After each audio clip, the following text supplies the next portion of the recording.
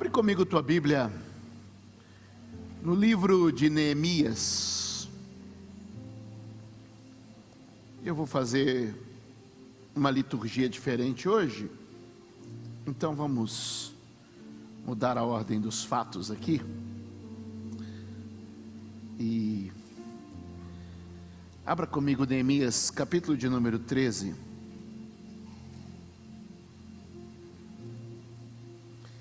Neemias, capítulo de número 13.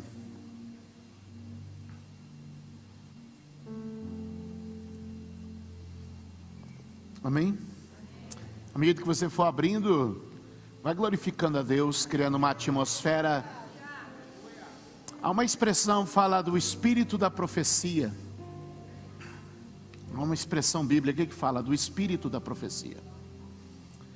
Ou seja, o Espírito ele se move em ambientes como este. Quem crê nisso? É curioso que o Espírito Santo se revelou, pastor Leandro, na forma de uma pomba. Você já percebeu que embora o Espírito Santo seja um espírito de poder, ele se revela na forma de uma pomba? E o que isso quer dizer para nós? Já viu como uma pomba facilmente é espantada? Você tira ela do ambiente, qualquer coisa afasta ela. Talvez seja por isso que o apóstolo Paulo escreve aos irmãos da igreja de Tessalônica, os Tessalonicenses, no capítulo 5 ele vai dizer: não extinguis o Espírito Santo. O Espírito Santo é uma presença que paira sobre a igreja. Quem crê nisso? O Espírito Santo é como uma atmosfera que toma esse lugar. Quem crê assim? E muitas vezes uma distração, muitas vezes um olhar para o lado, muitas vezes um pensamento que se desvia, justamente desconecta do Espírito. E é por isso que eu queria que você, aí onde você está, sustentasse essa atmosfera de comunhão com o Espírito Santo. Quem crê nisso? Quem crê nisso? Essa presença do Espírito Santo. Estou esperando minha voz chegar, ela está quase chegando. Acho que eu saí da cama, a voz ficou lá, mas ela vai chegar.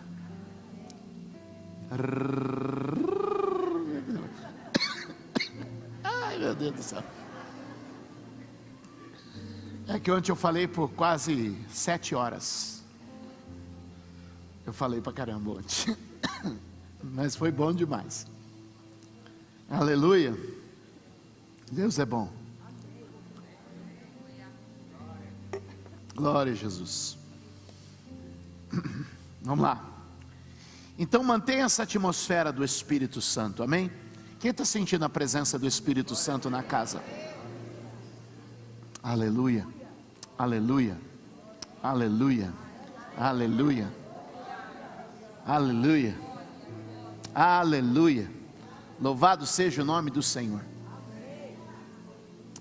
Levante a sua mão direita e diga: Senhor Jesus, derrama o teu Espírito sobre mim e prepara o meu coração para receber tua palavra. Meus olhos estarão atentos, meus ouvidos estarão abertos e o meu coração receptivo. Levante a mão mais alto e diga: nesta manhã, na autoridade do nome de Jesus, nós repreendemos os espíritos contrários à revelação da palavra e declaramos que este lugar é um lugar de aprendizado, edificação, poder, libertação e salvação. Quem crê nisso, diga amém, dê um aplauso forte a Ele. Dê um grito de glória a Deus, dê um grito de glória a Deus. E eu quero que você interaja com a palavra à medida que ela for sendo entregue a você. Amém? Amém. Naquele dia, diz o texto, Neemias 13, naquele dia, o livro de Moisés foi lido em alta voz diante do povo, e nele achou-se escrito que nenhum amonita ou moabita jamais poderia ser admitido no povo de Deus. Forte isso, não é?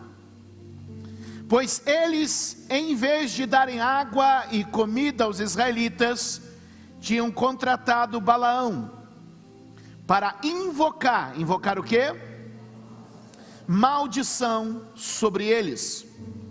O nosso Deus, vamos ler isso juntos, vamos lá, todos declarando: o nosso Deus.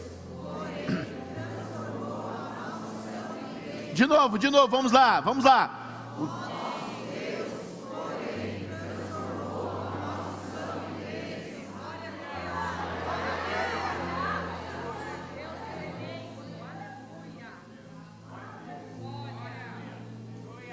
Vire para alguém e diga: existe maldição. Diga: existem forças espirituais contrárias. Diga: mas o nosso Deus transforma essas forças espirituais contrárias em força espiritual favorável. Alguém pode dar glória a Deus aqui neste lugar? Meu Deus transforma a maldição em bênção. Meu Deus transforma a maldição em bênção. Nosso Deus transforma a maldição em bênção.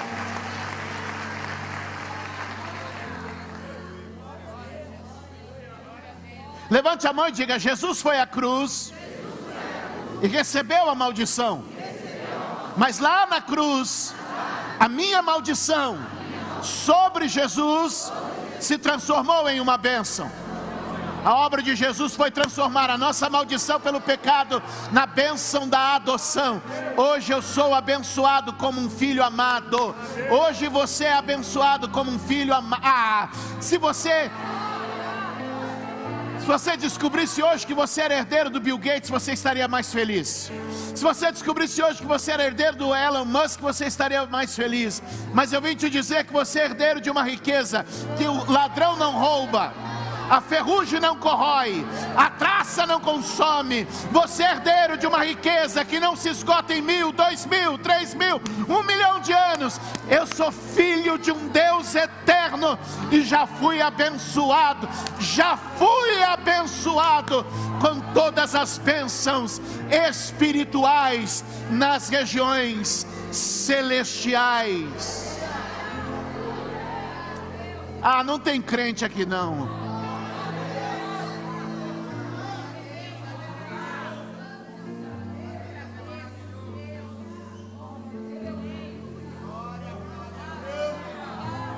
Arábia Canarabas.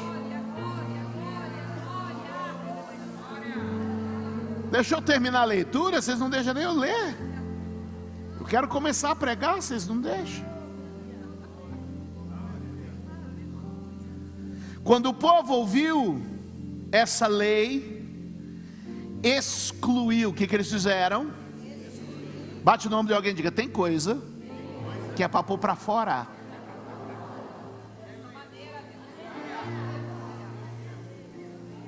Bate no ombro de outro e diga: tem coisa que não cabe na vida.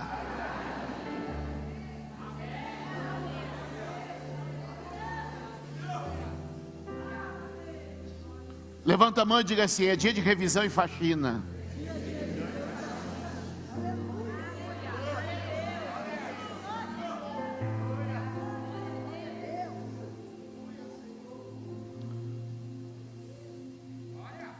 Quando o povo ouviu essa lei, excluiu de Israel todos os que eram de ascendência estrangeira.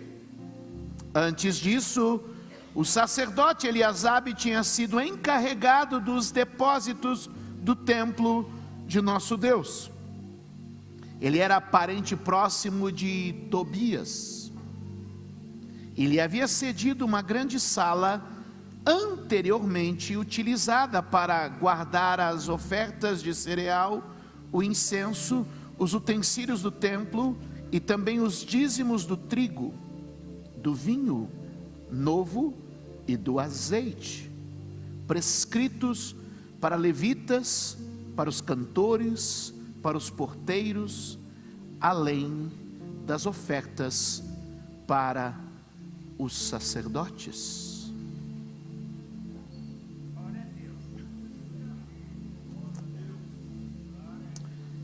Neemias é aquele homem que é um copeiro que ganha a oportunidade de ser um governador. Já pensou comigo? O cara era copeiro, era o responsável por servir o vinho na mesa do rei. Mas ele recebe uma oportunidade criada por Deus, gerada em oração, de ser um governador. Anota essa frase, ela fica boa no Twitter, no Instagram, mas se você der crédito. Um copeiro que pensa como um governador, não será copeiro por muito tempo. A questão não é o que você está fazendo, como você está vivendo hoje. A questão é como você está pensando. Um copeiro pensando como um governador, não fica governador muito tempo. Deixa eu te falar um outro negócio. Um doente pensando como alguém saudável, não fica doente muito tempo. Um quebrado e falido pensando como alguém próspero e bem-sucedido, não ficará quebrado e falido por muito tempo, porque a tua vida acompanha a maneira como você pensa, como imagina a tua mente, assim é, diz as Escrituras. É hora de começar a pensar diferente. Por isso a Bíblia nos tem convidado a viver uma metanoia. Diga metanoia. A Bíblia nos tem convidado a viver uma metanoia. Metanoia é uma palavra grega que Jesus usou para aplicar no arrependimento, na salvação. Ele disse: se você vai me servir, você precisa de uma metanoia. Uma meta, mudança, noia, mente. O que ele está dizendo? Você precisa passar por uma renovação da sua mente.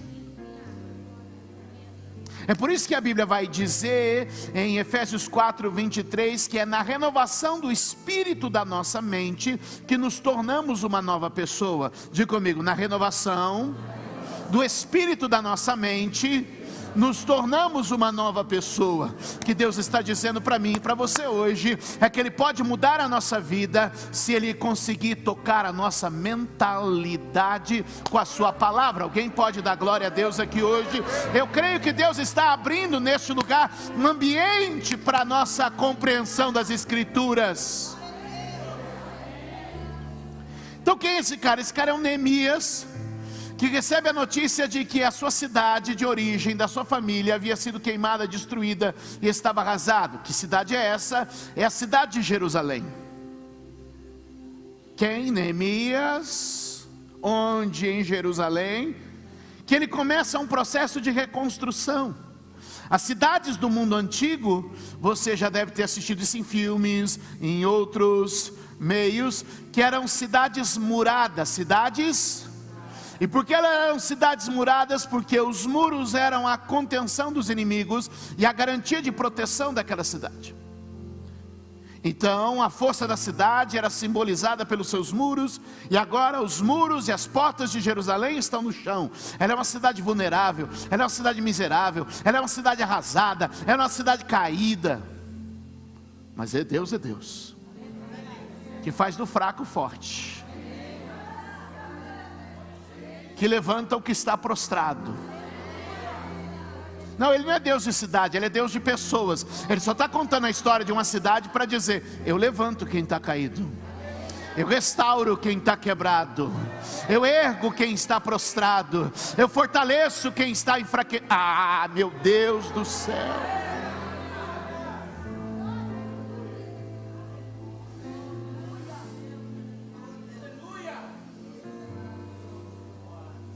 E ele agora conseguiu, numa façanha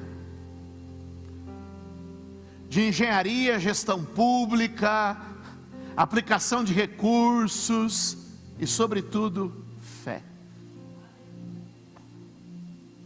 Em 52 dias levantaram o muro da cidade, prepará-la.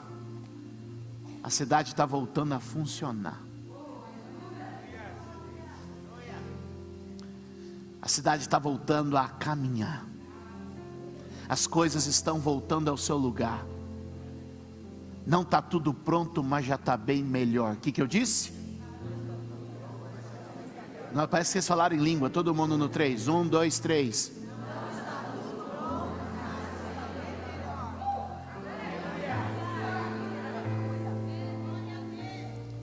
Talvez isso pode parecer a vida de alguém aqui na igreja hoje.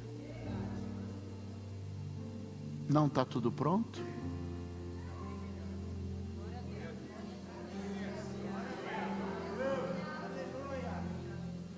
Sabe como Paulo descreve o Evangelho em Filipenses capítulo de número 3? Esquecendo das coisas que para trás ficaram, eu prossigo para aquelas que estão adiante de mim. Sabe como ele introduz isso? Dizendo: Senhor, eu ainda não cheguei lá, mas uma coisa eu faço, eu prossigo. Eu ainda não cheguei lá, mas uma coisa eu faço, eu prossigo. Eu prossigo. Eu ainda não cheguei lá, mas eu prossigo. Alguém talvez disse para você essa semana: você está indo na igreja, você agora vai lá na igreja, você não está indo lá disso para aquele pastor. E aí você diz assim: ó, eu ainda não cheguei.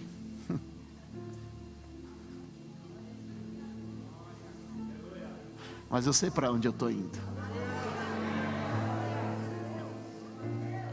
Eu estou sob o púlpito há mais de 25 anos. Deixa eu te dizer, eu não cheguei, mas eu sei para onde eu estou indo.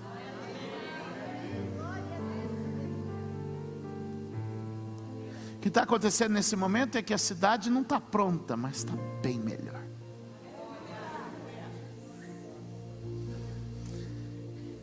E é justamente no capítulo de número 13 que se encerra a história de Neemias.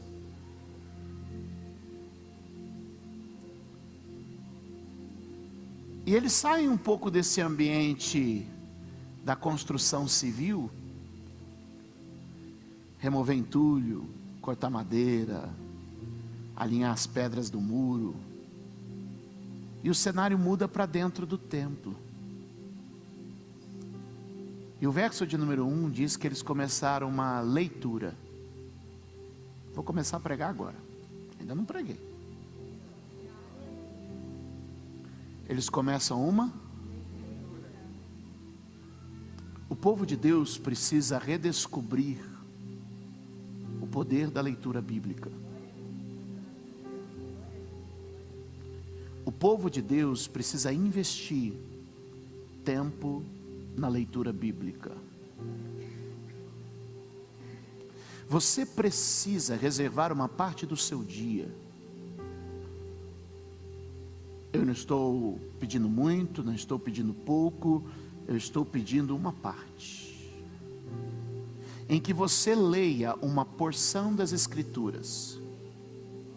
Eu não vou te dizer quanto, você sabe o quanto você precisa, e talvez você só precise começar, mas que você reserve uma parte do seu dia para ler as Escrituras. Porque o verso de número 1 diz para nós que eles começaram a ler. Eles começaram a fazer o quê? A ler.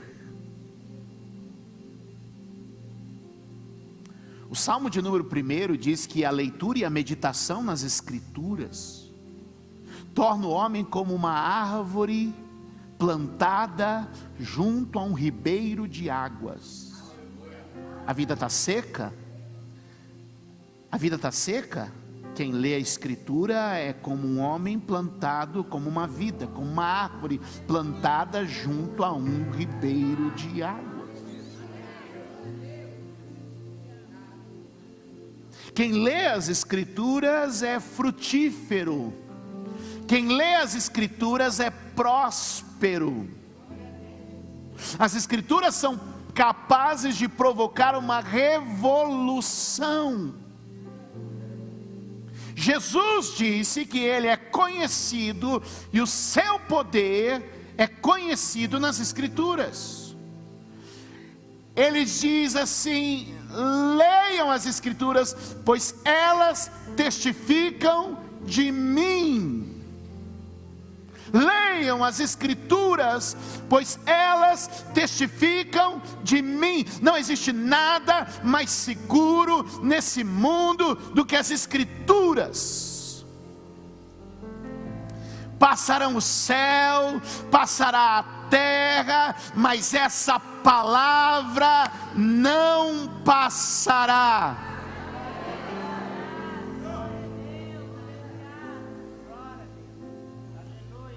Jesus disse: errais, não conhecendo as Escrituras e nem o poder de Deus. A leitura das Escrituras é capaz de abrir sua mente. A leitura das Escrituras é capaz de formatar suas ideias de maneira que você se torne uma pessoa diferente. Aleluia. Diga comigo: leitura. A régua da minha vida é a palavra. Posso ouvir um amém? A régua da nossa vida é a palavra.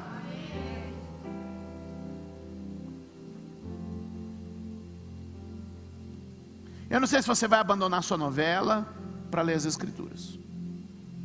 Eu não sei se você vai ver um pouco menos de TikTok para ver as Escrituras. Ou se você vai dar uma maneirada na sua série, que é a novela atual. Não, não assisto novela, mas série e novela é igualzinho. Então a gente agora tem a nossa novela, que é série. Se você vai dar uma maneirada para ler as Escrituras, mas em nome de Jesus. A gente ouve muito essa expressão: eu vim aqui hoje ser um profeta de Deus para você. Não dá para você falar aleluia, não. Eu só estou constatando que a gente ouve muito essa expressão: eu vim aqui ser um profeta de Deus para você. Eu estou aqui sendo uma voz pastoral para você. Eu estou aqui sendo uma voz de pastor para você. E essa voz de pastor está te dizendo hoje: leia as Escrituras, medite nas Escrituras, exercite a sua fé sobre as Escrituras, pois as Escrituras testificam sobre Ele, Ele se revela nas Escrituras. Quem anda nas Escrituras tem caminho iluminado. Quem anda nas Escrituras tem caminho iluminado. Salmo 119, verso 105 diz: lâmpada para os meus pés e luz para o meu caminho é a tua palavra, Senhor.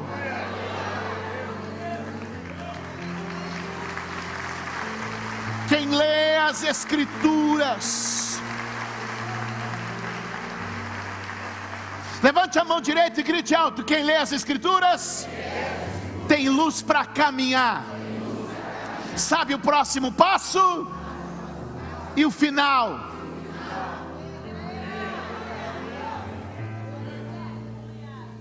Alguém para dar glória a Deus aqui? Agora veja, para onde as Escrituras levaram eles? As Escrituras levaram eles a uma constatação, a uma consciência. Diga-me, consciência.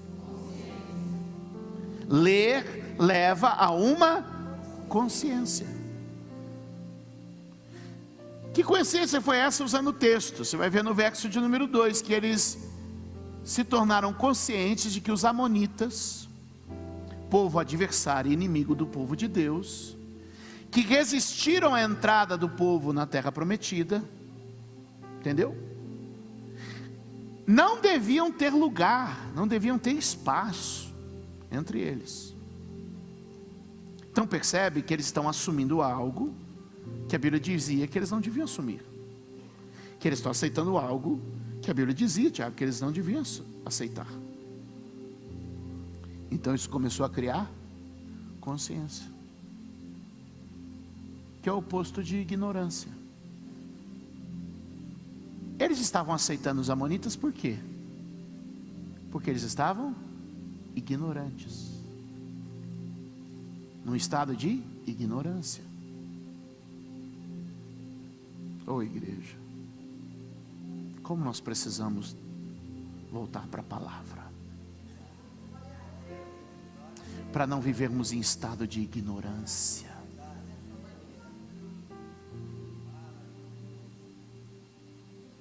E de repente eles estão lendo o texto, e o texto começa a mostrar: sabe essa turma que convive com vocês, os amonitas? Eles não deveriam ter lugar em vocês, porque eles criaram no caminho de vocês um elemento chamado maldição. Contrataram um profeta chamado Balaão, pagaram um salário para o profeta, para que ele proferisse maldições e provocasse laços e tropeços na vida daquele povo. Quem está comigo? Está entendendo? De repente eles começam a se tornar conscientes de que existem atmosferas espirituais que comprometem a vida. Aí talvez agora você está pensando, quem que é o amonita? É minha sogra? É meu cunhado?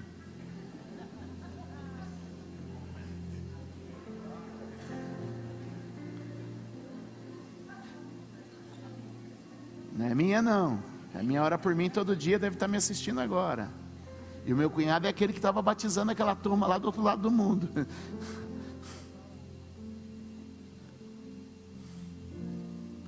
Saída pela tangente. Eu sei que vocês dois estavam pensando nisso agora. Eu conheço a mente de vocês.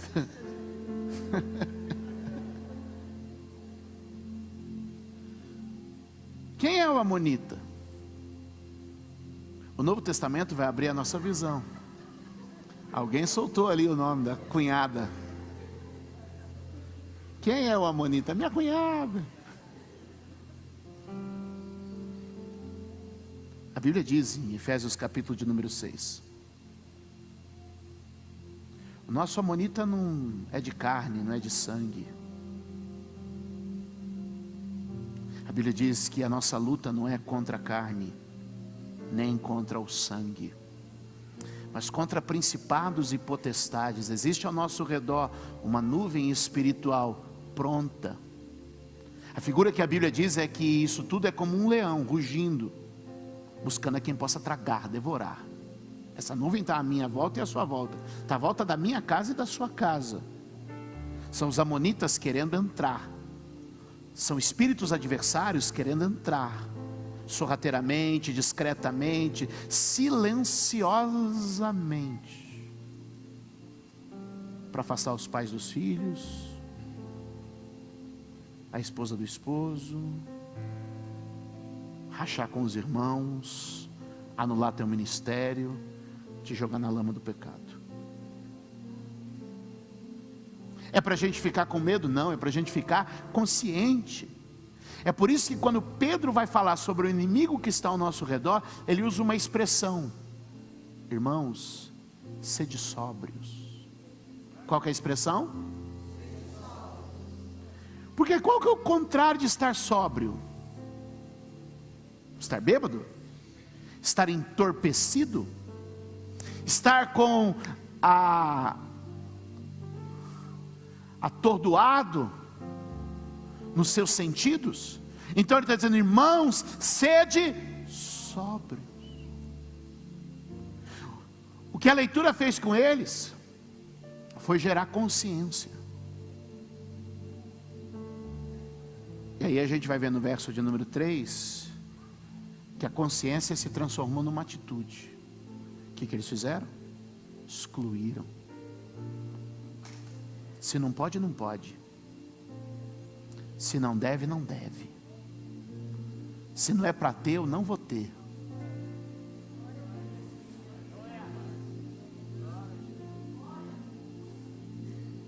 Diga comigo: ler, saber, agir. Mais uma vez, todo mundo. De novo. Gritando.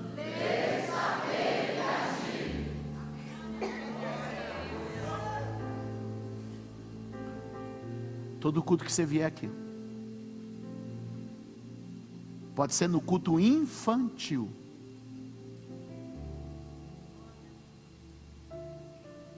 a gente pode levar você nos 2 primeiros passos: ler, mas agir eu não posso te levar. Diga: este lugar é o do ler e saber. Diga: lá fora é o lugar de agir.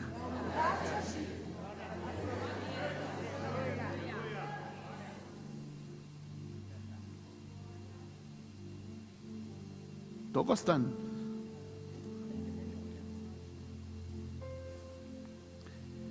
A vida cristã não se vive na igreja. A igreja é o treino, o jogo é lá fora. Tem gente que pensa que a igreja é o jogo. Não, a igreja não é o jogo da vida cristã. A igreja é o treinamento da vida cristã. O jogo da vida cristã é lá fora, é da porta para fora. Aqui é o CT, o estádio é lá fora. Ouça.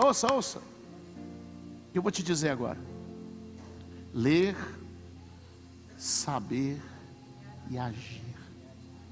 Eles começaram a dizer: aqui não. E eles vão excluindo. Aí eles descobrem, olha aqui, que existe um cara chamado Tobias. Como é o nome dele? Tobias encontrou um lugar anexo ao templo, uma sala. Agora, quem é esse Tobias? Se você voltar comigo para Neemias 4, tem uma lista de gente que está querendo impedir Jerusalém de ser levantada. Quem está nessa lista? Tobias. Se você for comigo para Neemias 6, eu só estou recapitulando o livro.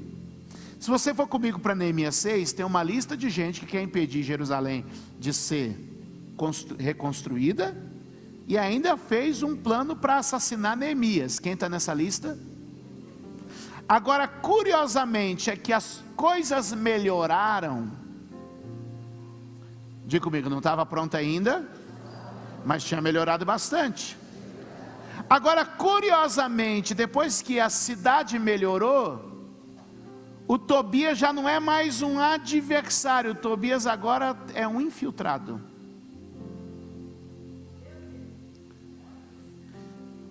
Será que vocês estão prontos para essa conversa? Estou muito chatão hoje ou tá?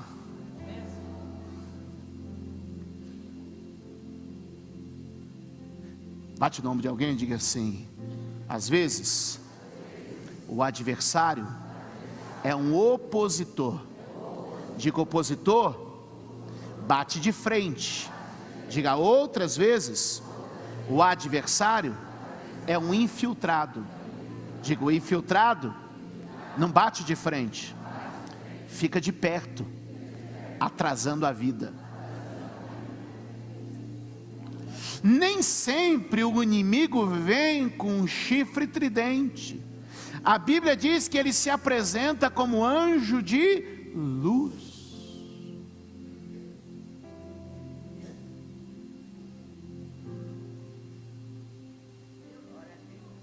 O que a gente está precisando hoje é compreender que o Tobias que estava no capítulo 4 como opositor, que o Tobias que estava no capítulo 6 como um assassino, ele está agora numa sala anexa ao templo, ocupando um pequeno espaço.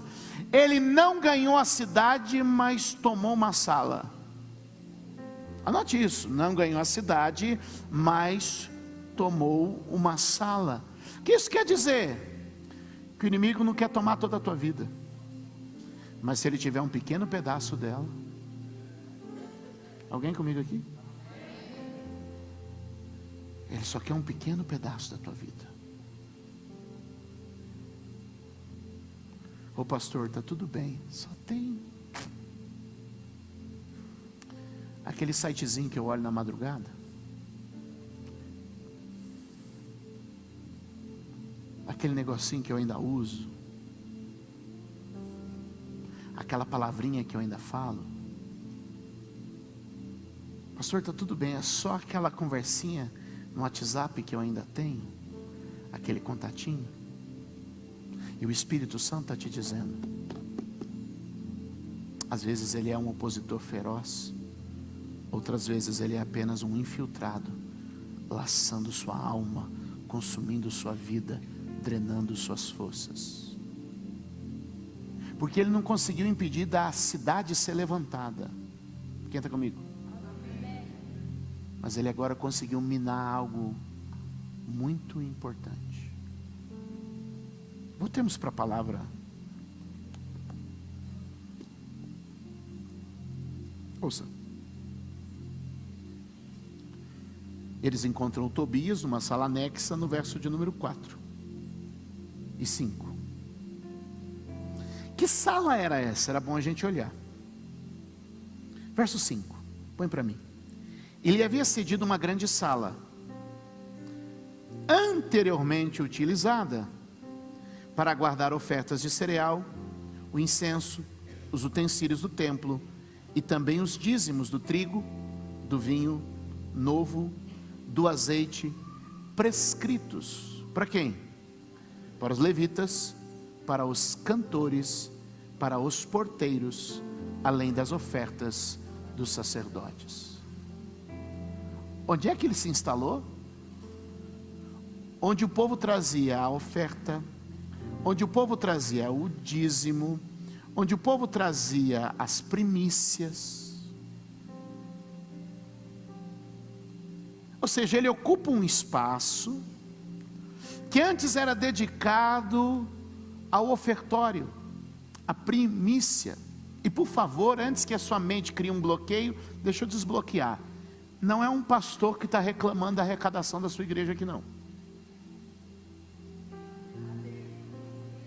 Não é um pastor que está endividado, empipinado para fazer alguma coisa. Quem está te falando aqui é um pastor que tem relativo sucesso no ministério, com uma igreja generosa e equilibrada, e a gente está muito bem, vocês sabem disso. Mas o que eu estou te dizendo é que o inimigo tenta entrar em lugares sorrateiros que vão provocar efeitos espirituais na nossa vida. Quem está me acompanhando? Que lugar era esse? Era o lugar onde se colocava as primícias da colheita, as ofertas e os dízimos. Para que isso era utilizado? O texto diz ainda no verso de número 5. Nós estamos estudando a Bíblia. Amém? Para sustentar os cantores, sustentar os porteiros, sustentar os levitas. Eu podia aqui hoje mostrar a diferença entre cantores e levitas, para você nunca mais chamar quem canta na igreja de levita, porque isso é um atestado. Deixa para lá que minha esposa está aí hoje. Vamos seguir a Bíblia. Podia passar sem essa, né, Júlio César? Vamos. E dos sacerdotes. Aí você diz assim: o que isso tem a ver? O problema é a semente que é plantada aqui, o reflexo que ela causa lá. Como esse cara está ocupando esse lugar, o que vai acontecer nisso? Verso 10, vamos pular um pouquinho. O que vai acontecer? Também fiquei sabendo que os levitas não tinham recebido a parte deles. E por que não receberam a parte deles? Porque o Tobias estava lá na sala, que era devida, que todos os cantores responsáveis pelo culto haviam feito o quê? Voltado para as suas próprias. Aí quer dizer que o pessoal responsável por promover o culto não estava sendo sustentado. Quem pegou a ideia?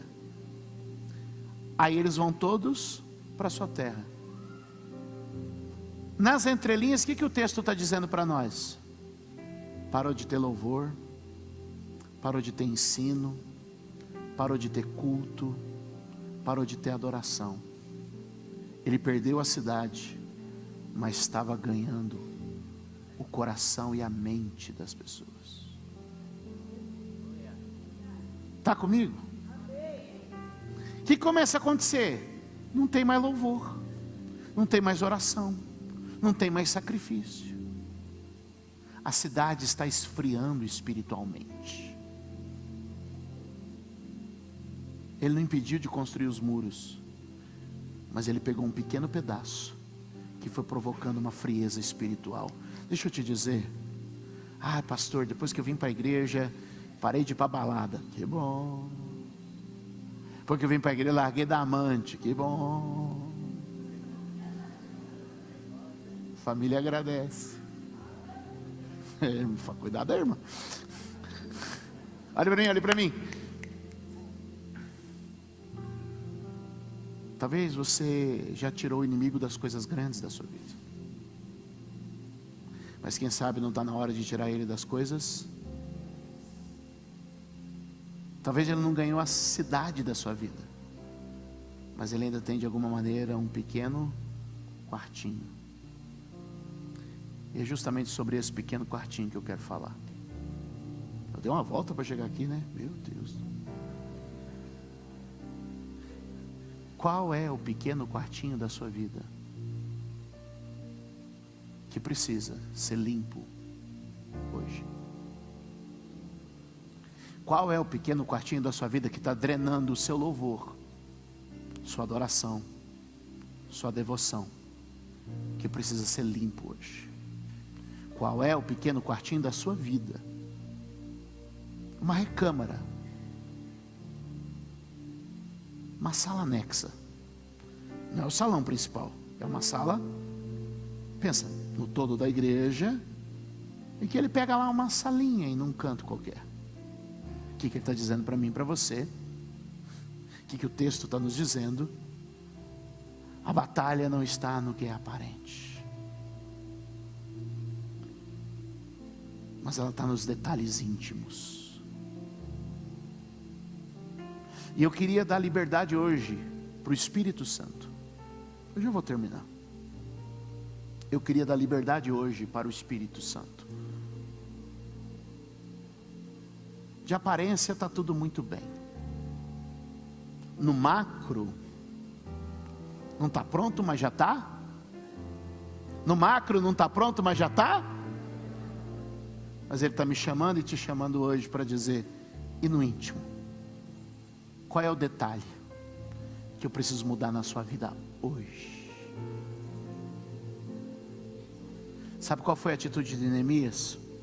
Volta, fica de pé, aqui no verso de número 8. Já pode levantar toda a igreja, põe para mim Neemias 13:8, a gente vai orar em cima disso.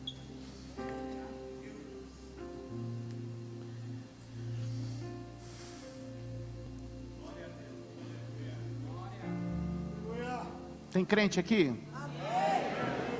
Ah, pastor, achei que ia vir para o culto aqui, ia sapatear, ia pular. Às vezes. Mas tem dia que eu quero ser uma voz pastoral para você.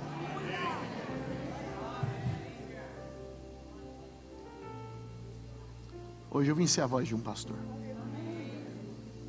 Verso de número 8, diz o texto, que quando Neemias chega, fiquei muito aborrecido. Joguei todos os móveis de Tobias fora da sala. Diga comigo, intolerante. De novo e mais forte. Diga comigo, para certas ocasiões, eu preciso ser intolerante.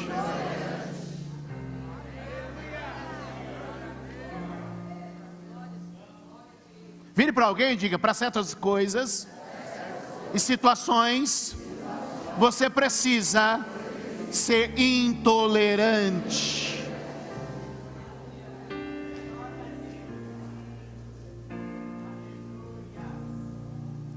De alguma maneira tentaram dizer para você que intolerância é uma ofensa. E eu vim te dizer que intolerância é a consciência de quem sabe o que faz bem e o que faz mal. E eu sou intolerante com aquilo que faz mal. Levante a sua mão e diga, eu estou pronto para ser intolerante. Eu estou pronto para ser intolerante com aquilo que me faz mal. Diga, lançar fora, rejeitar, renunciar, expulsar. Quantos podem levantar a mão, dar glória a Deus neste lugar, pois o Espírito Santo está pronto para fazer uma limpeza. Levante a mão e diga, nenhuma área da minha vida será ocupada, por menor que seja, nenhuma área da minha vida será ocupada pelo adversário.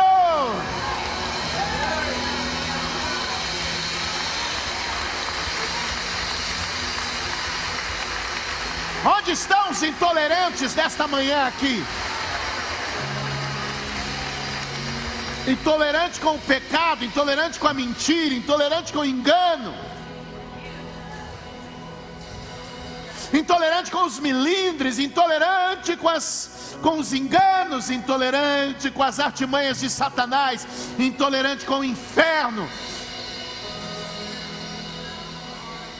Alguém pode orar comigo aqui nesta manhã, porque o Espírito de Deus está passando neste lugar, e eu vejo gente já jogando fora. Eu jogo fora, eu rejeito, eu repreendo, eu não aceito.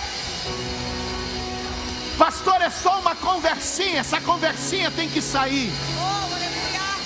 Pastor, é só um viciozinho, esse viciozinho não pode ficar.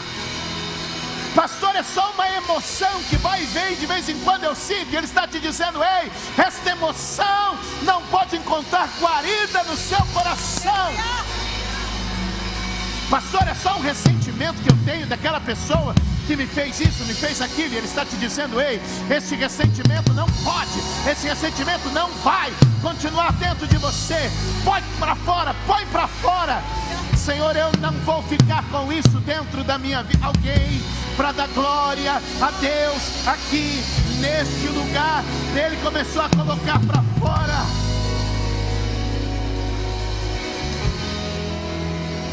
Levante as suas mãos, diga: eu rejeito da minha vida qualquer presença ou influência do inimigo. Quem pode dar um aplauso a Ele? Quem pode dar glória a Deus? Quem pode celebrar ao Senhor? Quem pode celebrar ao Rei? Quem pode aplaudir e dar glória? Quem pode aplaudir e dar glória?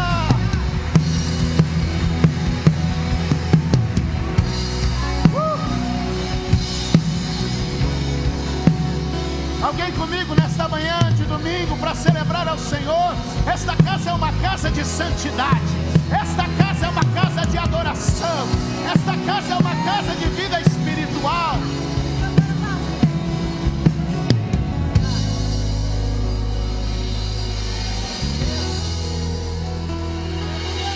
No passado, o templo era uma construção de pedra e madeira.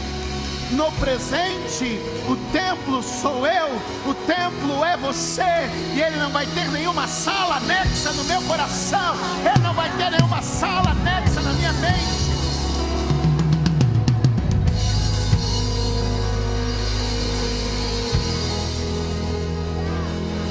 Levante a mão e diga: eu estou pondo para fora.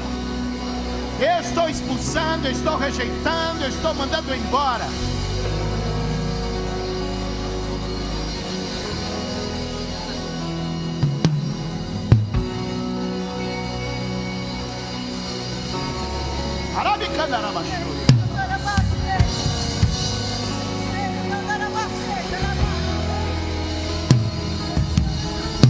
Mas o melhor está por vir. Peraí, não terminei não.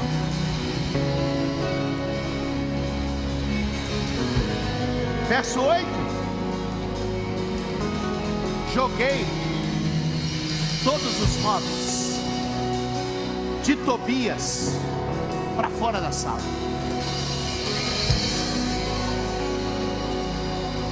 Mas olha o verso 9.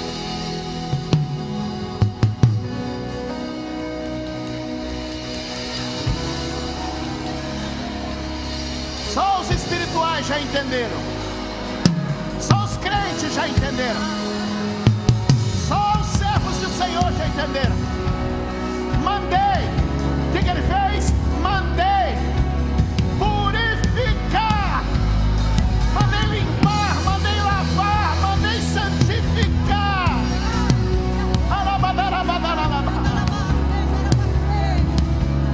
Mandei purificar. Mandei lavar. Mandei limpar. Mandei passar água. Mandei tirar sujeira. Sabe o que Deus está te dizendo? É para purificar, é para limpar.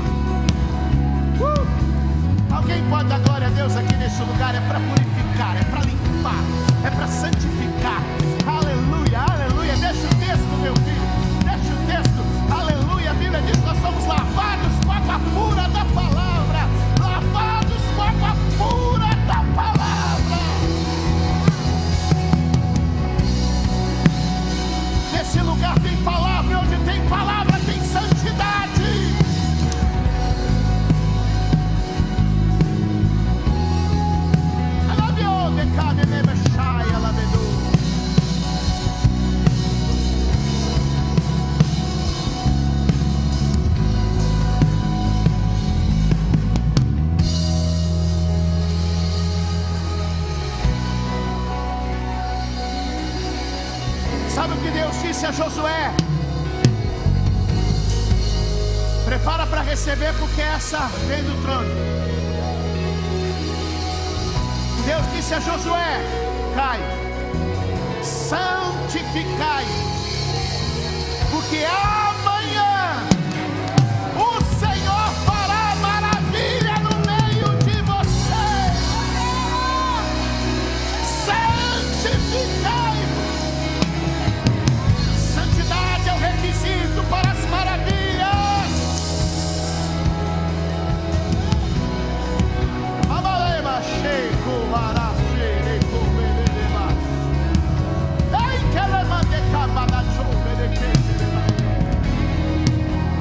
Levante as mãos, levante as mãos. Profundo amor lava meu interior, escuta o meu clamor, te dou tudo que sou. Cantarei, Jesus, te buscarei, mas te conhecerei, por ti eu viverei. Profundo amor lava meu interior, escuta o meu clamor, te dou tudo que sou. Cantarei, Jesus, te buscarei, mas te conhecerei, por ti eu viverei. Profundo amor lava meu interior, escuta o meu clamor, te dou tudo que sou. Cantarei, Jesus, te buscarei, mas te conhecerei, por ti eu viverei. Aleluia. My God. Yeah. Whoa.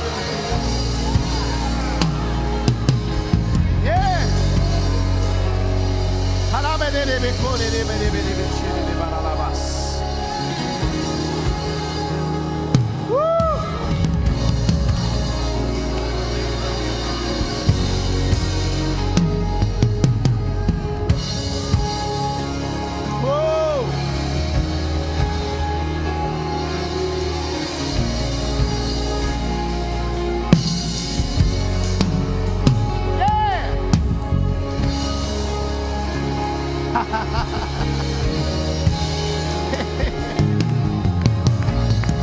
Oh, re carala ba ba ba ba ba ba, shere re carala ba ba ba ba ba ba ba. Re barala ba ba ba ba ba ba, sharala ba carala ba ba ba ba. Oh, re ba ba ba ba ba ba ba ba, shure carala ba ba ba ba ba ba ba ba ba ba ba. Oh, re barala ba ba ba ba ba, sharala ba. Vai orando, vai orando, vai orando. Vai orando, vai orando, vai orando, vai orando. Ere ba ba ba ba ba ba ba ba ba ba ba ba ba ba. Arabedere barala ba she carala ba ba ba ba. She kere barala ba shere de carala ba ba ba. Oh, re carala ba ba ba ba ba ba ba ba ba ba ba ba ba ba ba. Su re carala ba ba ba ba ba ba.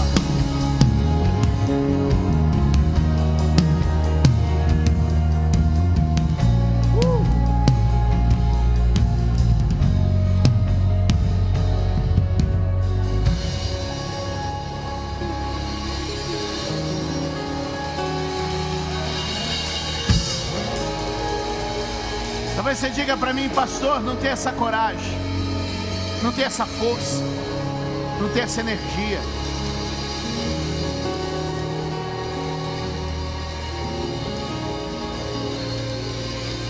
Tenta criar na sua mente a cena. Neemias entrando lá, pegando cadeira. Tenta criar a cena aí. Mesa, televisão LCD, jogando tudo fora. Aí você diz assim: não tenho essa coragem. Eu não vim falar de Neemias, e nem vim falar de você. Sabe o que Jesus fez no passado? A mesma coisa.